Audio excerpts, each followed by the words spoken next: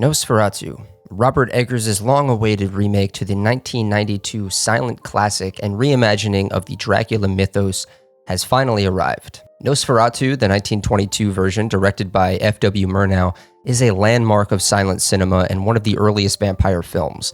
The movie was an unauthorized adaptation of Bram Stoker's novel Dracula, with names and settings being altered. Count Dracula became Count Orlok, and England was swapped for Germany to avoid legal trouble. However, the similarities were undeniable, and Stoker's estate, led by his widow, successfully sued the filmmakers for copyright infringement, resulting in a court order to destroy all copies. Despite this effort, some prints survived, likely due to international distribution, and the film gained cult status over time. And today, Nosferatu is celebrated as a masterpiece of German expressionism and a cornerstone of the horror genre, with Max Schreck's eerie portrayal of Count Orlok remaining one of the most iconic images in cinema history. And now, 102 years later, we have a remake from none other than Robert Eggers, the filmmaker behind The Witch, The Lighthouse, which for me is a contender as one of the 10 best films of the 2010s, and The Northman. Nosferatu is a film that's been brewing in his mind for years, since he was a teenager, a project that's practically synonymous with his name at this point, but how does it hold up against its legendary predecessors? And I'm not just talking about the original 1922 version. You also have all of cinema history and its hundreds of iterations into the vampire canon. Films like the Werner Herzog remake Nosferatu the Vampire, or Dracula by Francis Ford Coppola, or Bela Lugosi as Dracula, or the Hammer films that saw Christopher Lee as Dracula for many, many films. But more importantly, does this new film breathe new life into the story of Count Orlok, or does it feel like we've heard this symphony one too many times? Well, I've got some thoughts, so let's dive in.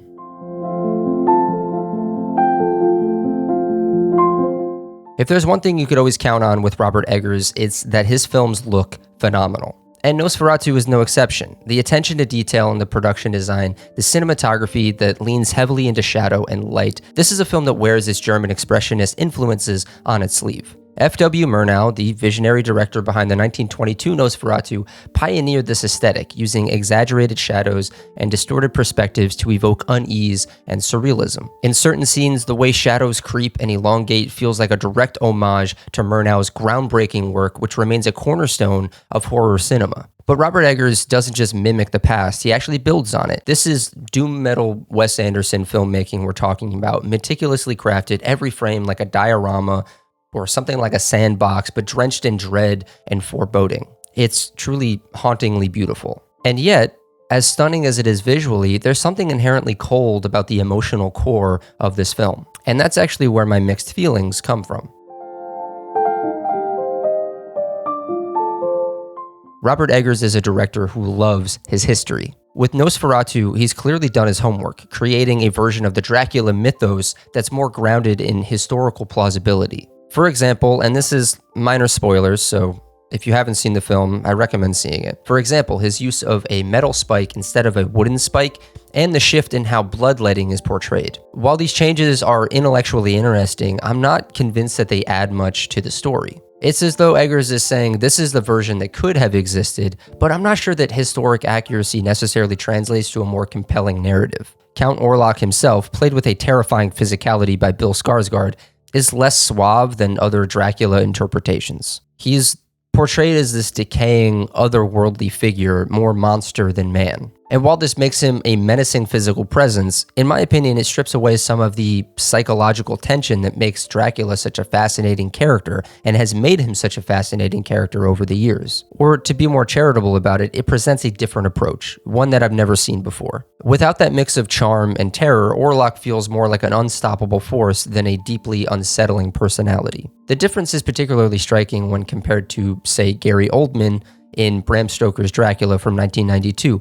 Oldman's Dracula was driven by a deep yearning to regain his long-lost love, a motivation that, though twisted, felt profoundly human. That glimmer of humanity made him a tragic figure as much as a villain, creating space for moral complexity and even sympathy. By contrast, Orlok in this film lacks that kind of relatability. He's not a figure you can understand or argue for. He's a manifestation of death and decay, a force of nature that overwhelms rather than engages on an emotional level. And for me, that absence of human grounding makes him a less compelling antagonist. You could say that Nosferatu has always been about being out of sight, out of mind. He's these unseen forces behind all the evil that humans can't even fathom. At one point in the film, Count Orlok refers to himself as an appetite, and I think this is the most telling sign that Robert Eggers is trying to depict this version of Count Orlok as something more metaphorical. And that in and of itself is worth celebrating, in my opinion. So everything I said before about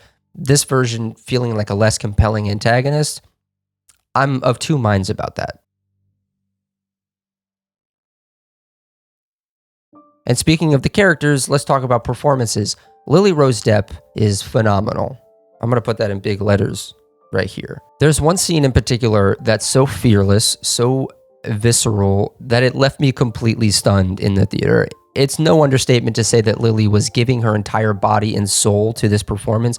If you've seen the film, you know exactly what I'm talking about. I feel as though I've never seen possession put to screen the way that I have in this film. Nicholas Hoult also delivers as a man teetering on the brink of madness. I know it's a bit of a joke to just call him a cuck, but he's really giving his all to this performance. The sequences in Orlok's castle capture the isolation and psychological torment in a way that feels utterly unique. Aaron Taylor-Johnson and Willem Defoe round out the cast with strong, memorable performances. Defoe especially feels like he was born to exist in Robert Eggers' unsettling worlds.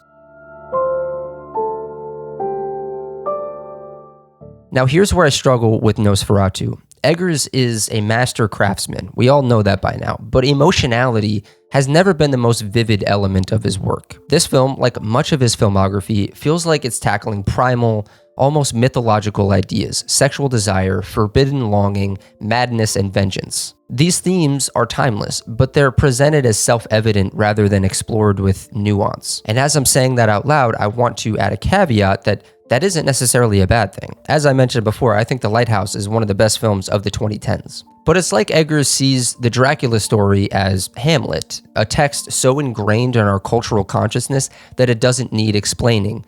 And maybe that's true. But it raises an important question. Do we need timeless classic tales with their straightforward morality and depictions of human behavior to be subverted beyond recognition to appreciate them fully? Or should the mere reinterpretation or a faithful retelling be enough? For me, the lack of connection to the characters and themes here speaks to this tension. Eggers seems to lean on the assumption that we already understand the core of this story, but in doing so, he sacrifices some of the emotional engagement and accessibility that makes these narratives resonate across generations.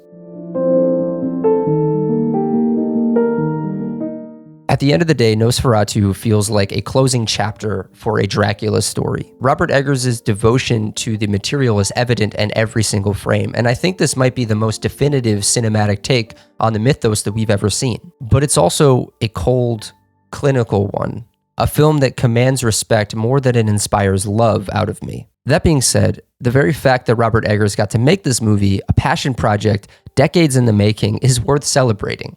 It's a testament to the enduring power of storytelling and the passion that drives filmmakers to push boundaries and revisit timeless tales. And even more inspiring is Robert Eggers' use of techniques pioneered by F.W. Murnau in the original 1922 Nosferatu, such as the iconic creeping shadows on the walls. Seeing such an old trick, one invented so long ago, employed here in this movie with the same haunting effectiveness, highlights how enduring cinematic language can actually be. And the idea that this version of Nosferatu might inspire another filmmaker 100 years from now, that to me is profoundly moving, to think of cinema as this ever-evolving tapestry where ideas of the past and visions of the future continually intertwine. That kind of cyclical magic not only keeps the art form alive, but reminds us of its boundless potential to thrive for centuries to come, proving that passion for cinema will endure and evolve as long as there are storytellers willing to experiment and revisit